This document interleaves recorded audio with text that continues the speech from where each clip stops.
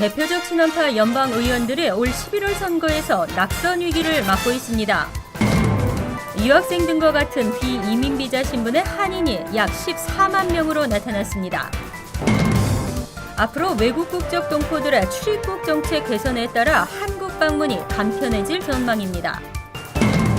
최저임금 규정을 위반하고 있는 고용주들이 뉴욕주로부터 시정 명령을 받았습니다.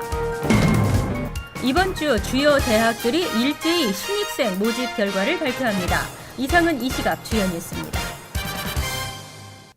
여러분 안녕하십니까? KBN 뉴스입니다. 올해 11월 선거에서 미 의회의 대표적 친한파 연방 의원들이 대거 낙선 위기를 맞고 있어 한인 사회의 지원과 관심이 요구됩니다. 주성훈 기자가 보도합니다. 한국전 참전용사 출신의 찰스 랭글 연방 하원의원.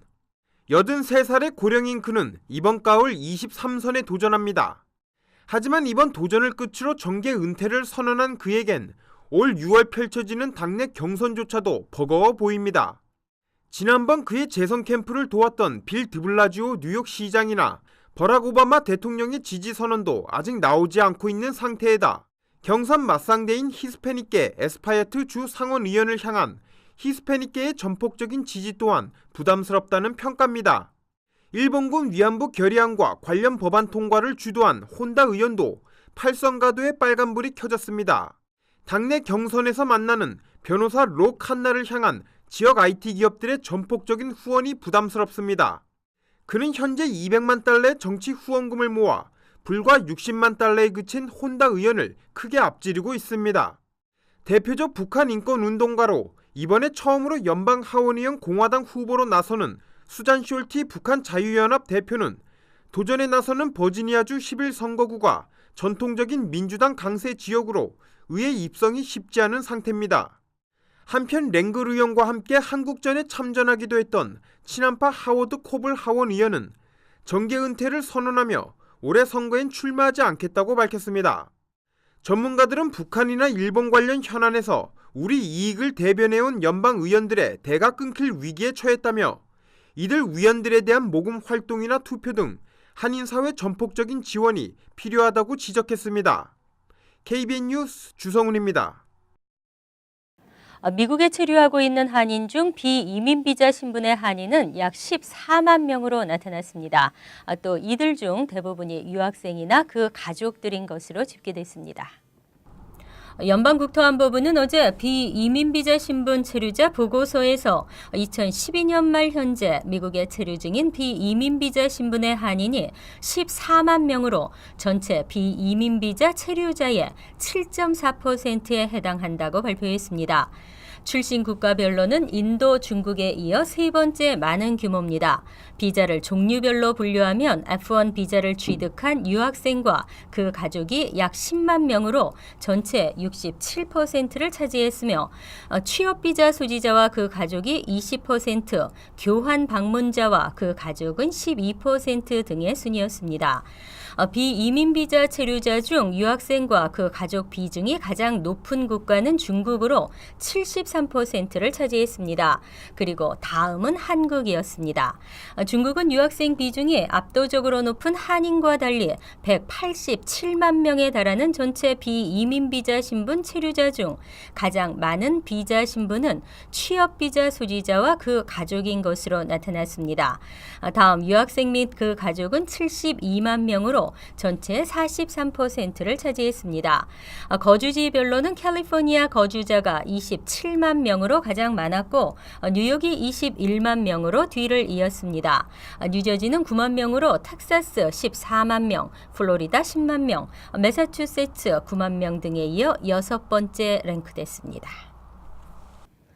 외국 국적의 한인들 앞으로 한국 방문이 간편해집니다. 단기 방문 복수 사증을 발급받아 한국 방문을 자유롭게 할 수 있습니다. 한국 법무부와 출입국 외국인 정책본부는 어제 외국 국적동포 업무 처리 지침 개선안을 마련하고 오는 4월부터 시행한다고 밝혔습니다. 개선안에 따르면 만 60세 미만인 외국 국적 동포는 사증 발급 신청서, 외국 국적 동포임을 입증하는 공적 서류 등을 제외 공간에 신청하면 3년간 유효한 단기 방문 복수 사증을 발급받아 모국을 자유롭게 방문할 수 있습니다. 하지만 국내 취업은 할 수 없습니다. 그리고 지난해부터는 만 60세 이상 외국 국적 동포에게 재외동포 자격이 부여되고 있습니다.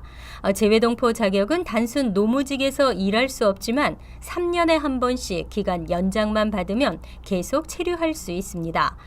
법무부는 또 재외동포 자격을 취득한 동포의 배우자 및 미성년 자녀에게 1년간 유효한 방문 동거 복수 사증도 발급합니다. 전에는 재외동포 자격 취득 유형에 따라 배우자 및 미성년 자녀 동반 체류를 제한적으로 허용했었습니다. 아울러 법무부는 고려인협회 등의 건의 사항을 반영해 옛 소련권 독립국가 연합지역의 고려인 동포에 대한 방문 취업 사증 발급 배정 인원을 6,000명에서 8,000명으로 확대하기로 했습니다.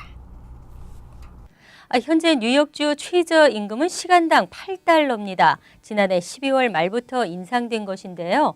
하지만 상향 조정된 최저임금 규정을 위반하고 있는 고용주들이 있어 뉴욕주가 시정을 명령했습니다. 뉴욕주 최저임금은 지난해 12월 31일부터 시간당 $8로 인상됐습니다. 하지만 앞으로도 오는 2014년 12월 31일부터는 $8.75, 2015년 12월 31일에는 $9 등으로 단계적 인상될 예정입니다.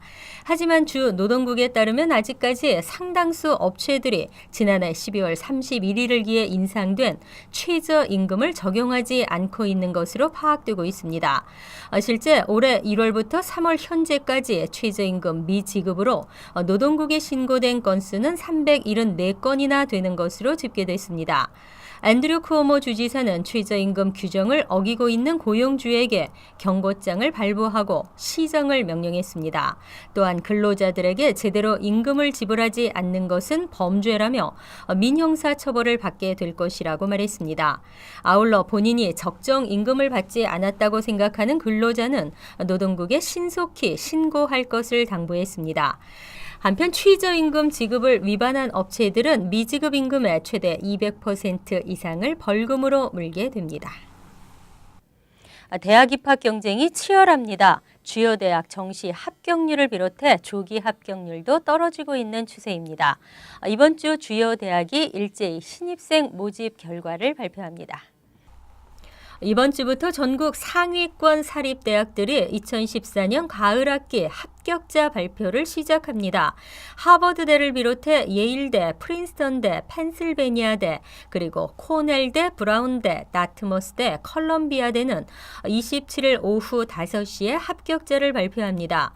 존스 홉킨스대는 다음 날인 오는 28일, 스탠퍼드대, 뉴욕대, 듀크대 등은 오는 4월 1일 합격자를 통보합니다. 일부 사립학교들은 웹사이트에 공고하기 전부터 우편으로 합격 통지서를 먼저 발송한 것으로 나타나 실제 합격 통지서를 받는 날은 지역에 따라 달라질 수 있습니다. 조사에 따르면 올해는 우편 통지 방법을 선택하는 학교가 예년보다 늘어난 것으로 나타났습니다. 올해 신입생 모집은 조기 전형을 포함해 18,357명이 지원했습니다. 이 중 1,419명인 7.7%가 합격 통지서를 받았지만 이는 역대 가장 낮은 수치입니다. 지난해 합격률인 8.1%에 비해 0.4%포인트 떨어진 것입니다. 빌 드블라지오 뉴욕시장은 취임 전부터 획기적 교육 정책을 발표하고 실현에 나서고 있습니다. 하지만 차터스쿨에 대한 강경한 정책들은 특히 많은 반대에 부딪히고 있는데요. 드블라지오 시장이 이에 대해 한 발 물러서는 자세를 보였습니다.